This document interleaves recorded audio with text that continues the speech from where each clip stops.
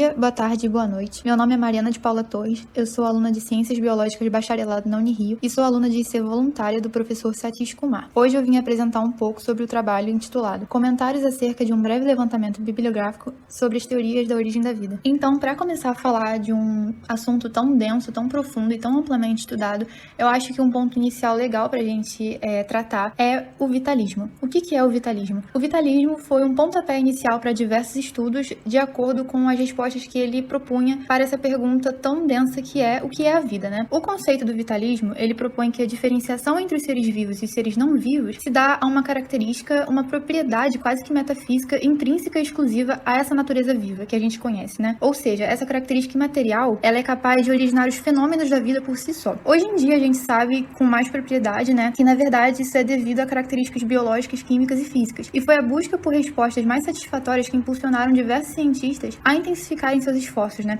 O que resultou em, por exemplo, a descoberta da possibilidade da produção de ureia artificialmente, a partir do cianato de amônio, por Friedrich Wöhler em 1828. A partir do que o vitalismo propunha, essa substância, ela não tinha nada a ver, não tinha nenhuma relação tão óbvia assim com as propriedades intrínsecas à vida, segundo esse pensamento da época, né? Então, o Wöhler, ele foi um grande revolucionário de sua época quando conseguiu demonstrar que aquela substância poderia sim ser produzida de uma forma artificial. E não muito tempo depois, houve a publicação da Origem das Espécies de Darwin em 1859, né? Quase 30 anos depois. E essa desafiadora teoria da evolução, para a época, né? Ela propunha um ponto de partida, esse gênese desconhecido. E mesmo que Darwin, ele não tenha conseguido responder essa pergunta em especial, né? E que ele também não tenha falado tão abertamente desse ponto em seu livro, em sua publicação, ele conscientemente, ele evitou desenvolver essa discussão, e a gente pode perceber isso porque uma carta que ele escreveu em 1863 para seu amigo Joseph Hooker, ele refletia o seguinte: ele refletia sobre a possibilidade de uma determinada quantidade de água repleta de compostos orgânicos simples, como em um cenário hipotético, que é o que a gente especula que tenha sido o que ocorreu há cerca de 4 bilhões de anos atrás, né? O que aconteceria se essa porção de água com substâncias fosse banhada pela luz do sol? Ou seja, o que aconteceria se a gente aquecesse essa substância tão rica? E foi só em 1924 que, ainda assim, num cenário teórico, o cientista Alexander Oparin, ele trouxe para esse debate uma atmosfera desprovida de oxigênio e nitrogênio, ou seja, era uma atmosfera que era composta por metano, por amônia, hidrogênio e vapor d'água. E segundo ele, essas substâncias eram suficientes para que os sistemas químicos pudessem passar por evoluções graduais em suas organizações moleculares, atingindo diferentes complexidades estruturais com o passar do tempo. O cientista Joseph Haldane, ele corroborou com as ideias de Oparin, só que eles trabalharam de forma independente, ou seja, os trabalhos corriam em paralelo, eles não publicaram juntos, né? Segundo ele, a ausência de oxigênio na atmosfera proposta pelos autores implicaria na ausência de uma camada de ozônio, o que significaria a exposição direta da superfície terrestre ao bombardeio de raios ultravioleta e uma temperatura bastante elevada, consequentemente, né? Além disso, perante as tempestades elétricas muito intensas e constantes que a superfície do planeta estava exposta, as moléculas inorgânicas mais simples, elas estariam diante de condições propícias para sua reorganização estrutural, né? Então, a complexidade seria propícia a partir desse ponto. E, a partir disso, a gente teria a geração de uma grande sopa, né? Que é o que a gente chama de sopa primordial, que foi, talvez, o que Darwin tenha querido dizer na sua carta para Joseph Hooker. Foi só algumas décadas depois que Miller e Urey finalmente saíram da parte teórica, da parte de todos os seus predecessores que haviam trabalhado intensamente, publicado intensamente sobre as teorias da origem da vida nesse campo teórico, né? Que eles foram para a parte prática desses estudos pela primeira vez na história, né? Eles construíram um sistema fechado com água aquecida e uma mistura gasosa, a partir do que Oparin e Haldane tinham proposto como, de forma independente, né? O que eles propunham que era a atmosfera redutora da época, ou seja, né, de novo, aquela atmosfera rica em metano e hidrogênio, sem quantidades significativas de oxigênio, e na qual as moléculas tendem a doar elétrons. A partir disso, Miller e Urey, eles utilizaram água, nitrogênio e hidrogênio em seu sistema, e os produtos de maior destaque desses experimentos foram os aminoácidos glicina, alanina, aspartato, valina, leucina, nitratos, formaldeído, cianeto, enfim, são substâncias que a gente sabe que são essenciais para a vida, né, para a manutenção da vida, como conhecemos. Então, para a gente encerrar essa contextualização inicial, outro nome importante de ser citado é Sidney Fox. Fox, em 1957, ele corroborou com o surgimento de aminoácidos a partir de blocos construtores, que nem Miller e Urey, a partir do seu experimento completamente inovador, mas Fox também trouxe uma informação completamente inédita, uma situação completamente inovadora. Ele constatou que os aminoácidos essenciais à vida, eles poderiam ser sintetizados sem a presença de água, e sim em um substrato apropriado e na presença de uma devido à fonte de calor. O que ele fez? Ele aqueceu a seco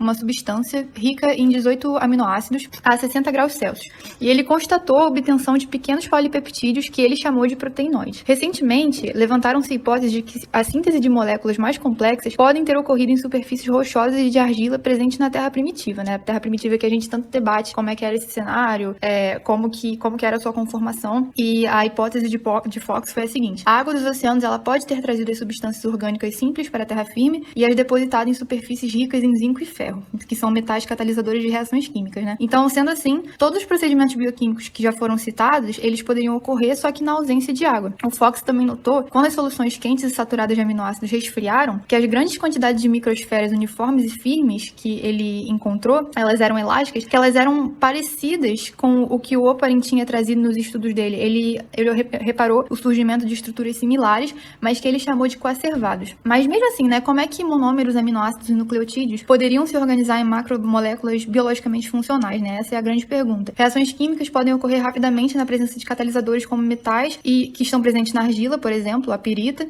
e as enzimas. Mas onde é que elas entram nessa história? Bem, a gente falou de catalisadores como a pirita, a gente também falou de enzimas, mas a gente sabe que enzimas são proteínas codificadas por ácidos nucleicos, né? O DNA ou o RNA. E que os ácidos nucleicos, eles não se replicam sem as enzimas. Então a gente já tem mais uma pergunta. E a partir dessa quantidade de perguntas existentes, né, dentro do assunto tão vasto que é a origem da vida, e a partir também do surgimento de novas tecnologias e possibilidades, a gente vê que é necessário revisitar trabalhos antigos e acompanhá-los a partir de um olhar do que se tem, do que foi produzido mais recentemente, relacioná-lo com as pesquisas atuais, né? Então, o objetivo desse levantamento é pegar essas informações presentes e delimitar perguntas que sejam pertinentes às hipóteses e teorias que existem. A gente tentar relacionar os destaques de trabalhos entre si e fazer apontamentos que sejam relevantes para que a gente possa indicar quais serão os possíveis próximos passos, né, para as pesquisas dentro desse tema tão vasto. Bem, a nossa metodologia consistiu num levantamento bibliográfico que foi realizado a partir do estabelecimento de algumas perguntas de interesse. E quais foram essas perguntas? Quais foram os primeiros experimentos práticos sobre o tema? Quais são as noções mais bem consolidadas dentro desse assunto e em que elas implicam? Quem foram e quem são os autores em destaque para essas pesquisas? E quem é que dá continuidade aos seus trabalhos, publicando novas publicações, né? E a realização dessas buscas, ela aconteceu em bibliotecas online, que foram o periódico CAPES e a Biodiversity Heritage Library, além de buscas também no sistema de consulta de textos acadêmicos do Google, que é o Google Acadêmico. Após a leitura desses conteúdos encontrados, a gente conduziu algumas conversas, a gente redigiu alguns textos para que a gente pudesse organizar melhor as nossas ideias e as compreensões das informações que obtivemos. Então, a partir das nossas perguntas de interesse, nossas perguntas de investigação, a gente reuniu 32 trabalhos que consideramos relevantes e também uma matéria em página online, sendo que todas essas publicações, elas abrangem datas entre os anos de 1828 a 2020. Então, para começar trazendo as nossas conclusões parciais, a gente vai tratar sobre um tema que é bem polêmico, o nome dele está constantemente presente quando a gente procura teorias da origem da vida, que é o mundo RNA. Atualmente, a gente sabe que o RNA possui essas características enzimáticas, como eu já falei, quando estão na forma de ribosima, e a capacidade de favorecer a união de aminoácidos, né? Mas já nos anos 60, antes de todos esses estudos e toda essa noção de como o RNA funciona, Leslie Orgel, ele trabalhava sobre a complexidade operacional da estrutura do RNA. Ele propôs que, além de sua função tida como principal e a mais importante, a informacional, ele também poderia ser o grande responsável por uma função catalítica.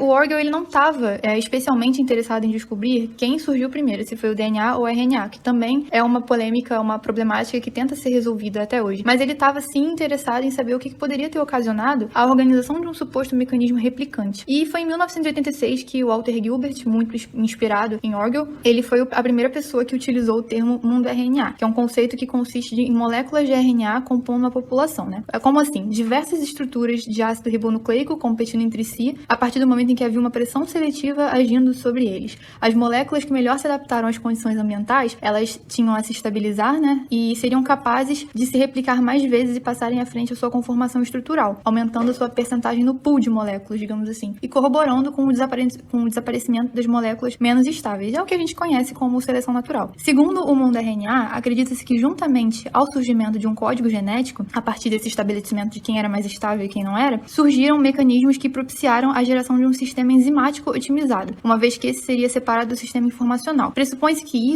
isso possibilitou uma evolução gradual de todo o sistema, tornando-o mais eficiente e gerando uma molécula unicamente direcionada ao armazenamento genético, que seria o DNA, conservando o RNA como uma molécula mais maleável, digamos assim, com diversas possibilidades de atuação. O DNA, por ser mais estável que o RNA, ele viria a assumir o papel de armazenamento de informações genéticas em algum momento e, bem, a partir disso, é necessário a gente compreender que o conceito de metabolismo é imprescindível. Estudos realizados na década de 90 pelo cientista alemão Günther Wachter-Schauser, eles sugerem que o primeiro metabolismo predecessor à vida, ele possa ter sido um ciclo autocatalítico e quimiautotrófico. O que isso quer dizer? Esse ciclo era formador de pirita, como o Fox havia dito anteriormente, ele tinha proposto que a pirita, por exemplo, seria um bom catalisador. A partir disso, esse ciclo, que o Günther propôs, ele seria autocatalítico. Ele sugere que uma consequência dessa formação seja a impossibilidade de que esse ciclo se dê de uma forma isolada, mas sim participando de uma forma integrada em uma rede de ciclos homólogos, um meio pelo qual ele sugere o surgimento de todas as vias anabólicas ancestrais, entre aspas. A partir de tal raciocínio, as pesquisas na área parecem que elas tomam um rumo interessante em busca de um metabolismo ancestral, tornando a pergunta central de quem surgiu para como surgiu. A ideia da sopa primordial, de repente, ela pareceu não ser tão interessante assim quando analisada por esse olhar. E por que eu digo que essa ideia não parece mais tão interessante? Porque nas palavras do astrobiólogo Nathaniel Comfort, a sopa primordial ela tem um apelo muito intuitivo.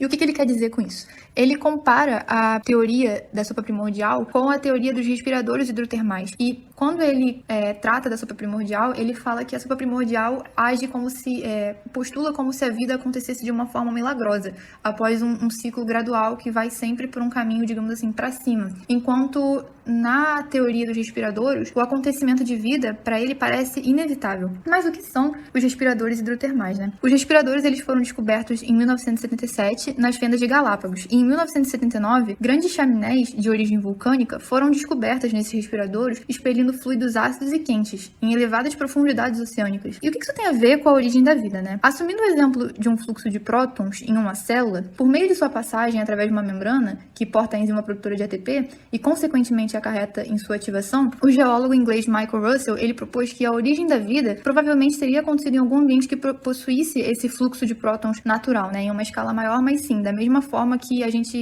que ocorre a ativação da enzima produtora de ATP em uma membrana celular quando um fluxo de prótons acontece. O líder da expedição de Galápagos, Corliss, ele clamou que as descobertas por sua equipe poderiam ser ambientes propícios para o surgimento da vida. E pesquisadores relutantes à teoria, os pesquisadores que defendiam a ideia da sopa primordial, eles logo rebateram e propuseram que o calor e a acidez do ambiente não proporcionariam tais condições. Só que, em 2000, pesquisadores encontraram o que chamaram de cidade perdida, pesquisadores liderados pela equipe de Deborah Kelly. Enormes chaminés de carbonato de cálcio com grandes quantidades de diversidade de micro-organismos vivendo em temperaturas extremas e uma pressão altíssima, ou seja, o cenário que Russell havia descrito. Mas o que tem de diferente nos respiradores da cidade perdida para os respiradores que já eram conhecidos? Diferentemente dos outros respiradores, as chaminés da cidade perdida, elas não são movidas à atividade vulcânica. Na verdade, as estruturas foram formadas quando a água do mar encontrou o manto terrestre, com o gradiente de prótons fluindo através dos poros, seria uma excelente condição para a formação de uma rede de metabolismos, Então a gente lembra do que o Günther havia falado. Bem, a gente tratou de metabolismo, mas agora tratando de unidades funcionais, tratando de células. A gente sabe que as células mantêm as substâncias essenciais à vida reunidas dentro de uma membrana. E como que seria essa membrana num cenário ancestral, digamos assim? O Michael Russell, ele estudou minerais depositados há 360 milhões de anos na Irlanda e ele percebeu que as células de sulfito de ferro, que são encontradas nos respiradores, elas podem fornecer moldes tridimensionais, poderiam ter fornecido, para as paredes celulares primitivas. E em 1994, o Pierre Louise, ele propôs que os primeiros protobiontes deveriam apresentar pelo menos um RNA replicante, que fosse capaz de se produzir dentro de uma estrutura protocelular. Essa ideia foi corroborada por outro cientista e foi descoberto a importância de uma bolha oleosa, ou seja, um vacúolo com membrana lipídica para conter as moléculas em seu interior e controlar a passagem de substâncias. Então aí eu acho que o nosso trabalho cumpriu, mesmo que parcialmente, o objetivo de fazer conexões entre trabalhos mais antigos e as descobertas que estão sendo feitas hoje em dia. Porque se a gente trouxer a ideia do Pierre Louise e do Szostak, em 2001, que foi esse cientista que corroborou com as ideias dele, a gente vê alguma coisa sobre RNA, eles tratam sobre a importância de um RNA replicante e o surgimento de uma bolha oleosa, né, esse vacúolo, que não se sabe se o RNA seria capaz de produzir esse vacúolo ou se esse vacúolo poderia ter surgido através de outro meio, como foi o caso dessa bolha oleosa com uma membrana lipídica, que foi o que o Fox encontrou quando ele encontrou o que chamou de proteinoides, microesferas proteinoides. Então, tais perguntas integrativas propostas aqui e as análises de toda a bibliografia recolhida, elas podem apresentar possíveis caminhos para futuras pesquisas e desenvolvimento de outras teorias. Aqui estão as referências bibliográficas que a gente utilizou e muito obrigada.